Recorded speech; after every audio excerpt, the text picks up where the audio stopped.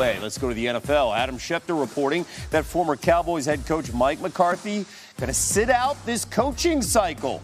There's only one opening left, and that's in New Orleans. He was expected to interview with the Saints. Senior NFL insider Adam Schefter joining us now. Schefty, why did Mike McCarthy choose to sit out a year?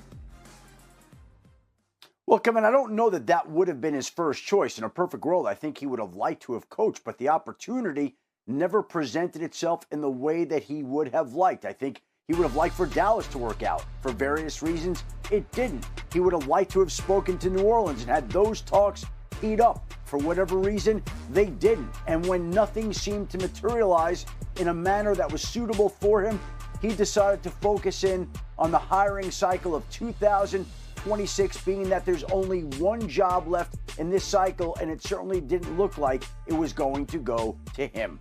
5 seasons with the Cowboys, 49 wins, but just one playoff victory. So with McCarthy out of the conversation, where are the Saints in their head coaching search?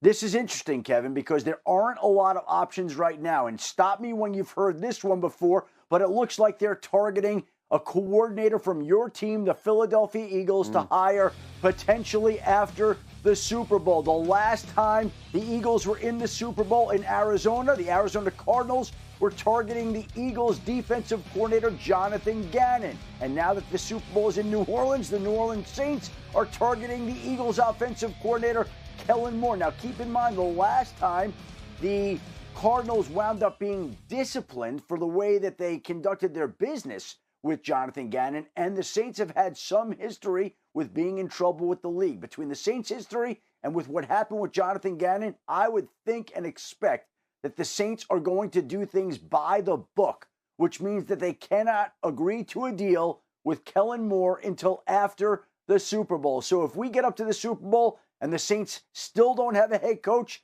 there is your biggest advertisement to date that Kellen Moore is going to be the next head coach of the New Orleans Saints. Well, Eagles fans hope it's a different result from 2 years ago as they lost that game in Arizona, now getting ready for New Orleans. Shefty, thank you so much. For much more on the new coaching hires, here's Tony and Mike, PTI's bonus topic. All right, Wilbon. Who was the best NFL coaching hire of this offseason? Tony, I don't know. There's going to be 7 if Kellen Moore, presumably, reportedly, takes the Saints job, which people don't seem to want. There will be 7 new coaches. And I'm going to look at this differently. People look at this locally. What's their team doing? And in my case, I'm looking at it this way. Which of these teams, which of these 7 teams is poised to make the biggest turnaround directly because of the coach and the change? The Bears are certainly in that mix, and I think at the top of the list, the Chicago Bears were 4-2 and playing pretty well when they lost the Hail Mary game, and I told you they wouldn't win another game, and they didn't because they lost 10 straight and then beat the Packers the last week of the season. But, Tony, the Bears have the ingredients, the necessities, as Al Campanis once said, to make that turnaround. The Bears' losses, a lot of them, maybe 4 in a row, were directly attributed to the head coach making just bonehead decisions, one after another. So you bring Ben Johnson in. Not only is he tinkering and dealing in a major way, not tinkering, really overhauling Caleb. I just think he's going to be a better decision maker in ways that count. So I'm going with Ben Johnson. What a surprise! Yeah, so I think the best hire is Mike Vrabel. Because I think of all the people who have been hired other than Pete Carroll, Mike Vrabel is the only one who's actually done this before, and he's had some success in the NFL. His problem is he's on a terrible team. New England's a terrible team. They were 4-13. What is success? Is it 5 wins? Is it 6 wins? So I'm looking at what is the trajectory upward. I don't see it a path for Jacksonville right now. I don't see a path for the Raiders right now. Not really. I don't see a path for the Jets. I don't see a path for the Saints. So that leaves me 2 teams. That leaves me the Bears and the Cowboys. And so I would say that if you're going to make a big move, it's going to be either Ben Johnson or Brian Schottenheimer. And it's actually possible that Dallas has the stuff you need when they get the quarterback back. It's actually possible that it could be. I think it's Dallas or the Bears are going to result with the best hires. Well, but just to put a period on it with this, Tone. Remember, a year ago, 20 weeks ago, nobody had the Washington Commanders being a team with a coach that people did not want. That hire was not greeted with open arms. People forget. They want to act like Dan Quinn arrived to, trumpets. No, he wasn't. No. He wasn't hired to that. He wasn't greeted by that.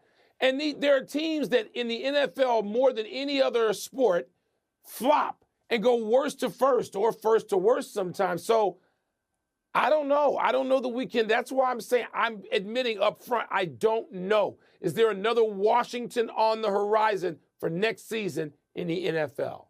That's it. We're done. Back to you. No, them alphabetically, by the way. Thank you very much.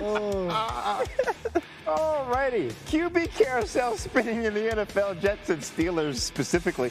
There are several starting caliber quarterbacks available in free agency. Sam Darnold ranked in the top 5 in the NFL in passing yards and passing touchdowns this season. The Steelers, the Pennsylvania Steelers, have already announced they'll be choosing between Russell Wilson and Justin Fields. And Jameis Winston won 2 division games for the Browns this season. All right, NFL reporter Jeff Darlington, he is there. NFL analyst Jason McCourty right here with us. Jeff, I'm going to start with you. Jets waiting on a decision from Aaron Rodgers on whether he's going to play in 2025. What are you hearing about how New York's going to approach the QB position this offseason? Well, Jay, they are, in fact, waiting on a decision, but at the same time, they also want to do their own research. Aaron Glenn, the new head coach, did not split hairs with his thoughts on this in his introductory press conference. He said right away he understands that there's going to be questions about Aaron Rodgers. He said he has already texted with Aaron Rodgers the idea that everybody's going to think this through. He said he wants to watch every single game, every snap that Aaron Rodgers took this season, and make a very educated decision. Yes, the ball is also in Aaron Rodgers' court because there are major financial ramifications to this team in the form of dead cap space if he were to get cut or retire. So there is a lot on the line. But just to be very clear, yes, this is Aaron Rodgers' decision, but the Jets also want to do their own research and make sure it's their decision as well. Okay, Jason, who do you think is the best fit at QB for the Jets in 2025? I would love to see Justin Fields there. I think it's an opportunity for him. Still a young quarterback, only going to be 26 next year. We saw he had some success with the Pittsburgh Steelers, 4-2 as a starter, and then inserted Russell Wilson in that role. You get a guy like Fields with Tyrod Taylor as a backup quarterback, a veteran who has a similar skill set and has been around the block to teach him. Also, you pair him with Garrett Wilson, a college teammate, and give him the opportunity to go. A ton of potential. We continue to say that. Potential also means you haven't done anything yet. But for the New York Jets, it's an opportunity to swing big and get a guy like that. If it doesn't work out, you're in a boat and you're looking for a quarterback as well. All right, you mentioned Fields. Let's go to Pittsburgh, Jeff. Russell Wilson, Justin Fields, free agent. So what's the latest you're hearing about how the Steelers are going to approach that position this offseason? Man, Jay, I have a feeling we're going to be talking about both of these topics quite a bit in the coming month. Aaron Rodgers, the carousel